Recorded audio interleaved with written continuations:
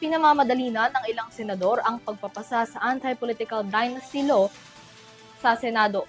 Sabi kasi ni Senator Kiko Pangilinan, ang pagkakaroon ng dinastiya ang siyang nag-uugat sa kahirapan ng mga Pilipino.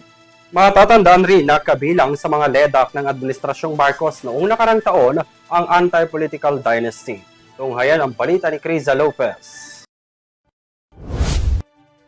Nanawagan si Senator Kiko Pangilinan sa liderato ng Senado na bilisan na ang pagdinig ng anti-political dynasty law. Sa pahayag ni Senator Kiko Pangilinan, nabanggit niya ang LEDAC noong December kung saan isinama ng Pangulo ang anti-dynasty law sa priority bills ng kanyang administrasyon.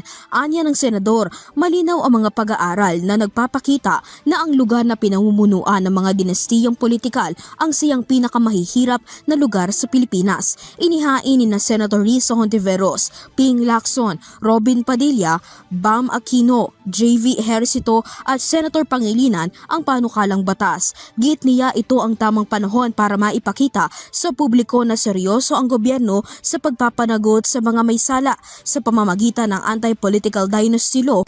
Umaasa ang senador na wala ng politiko ang manunungkulan na mula sa dinastiyang pamilya. Para sa Euro TV News, Criza Lopez, sumasaludo sa bawat Pilipino.